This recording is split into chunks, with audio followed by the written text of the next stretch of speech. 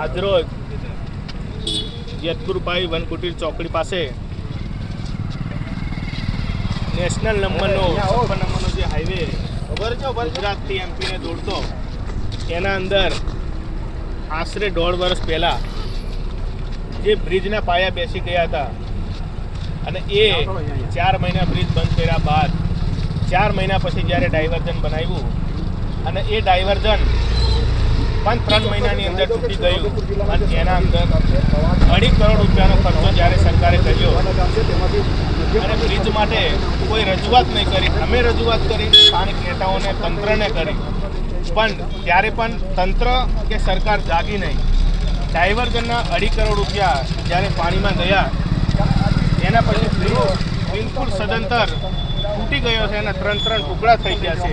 ત્યારે સરકાર જાગી અને સરકારના જે ચૂંટાયેલા પ્રતિનિધિઓ જાગ્યા.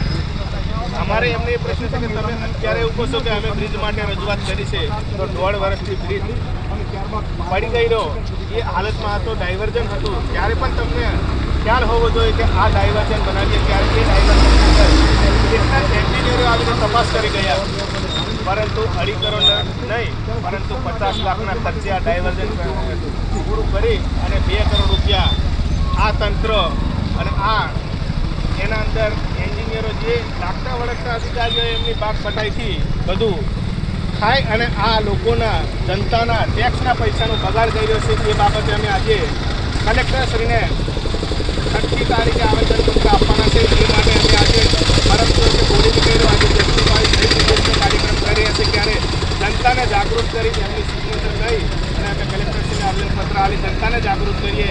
ત્યારે સૌ મિત્રો જનતા પણ જાગૃત થાય, આજુબાજુના શહેરની અંદર જે વેપારી મંડળો છે વેપારી મંડળો પણ જાગૃત થાય, અમને સમર્થન કરે અને આ પુલ વહેલામાં વહેલી તકે બને અને આ જે કોન્ટ્રાક્ટર ડાયવર્ઝન હતો એને બ્લેકલિસ્ટ કરે અને પુલનું કામ ઝડપી આવતા ચોમાસા પહેલું પૂર્ણ થાય એવી અમારી લાગણી અને માગણી છે.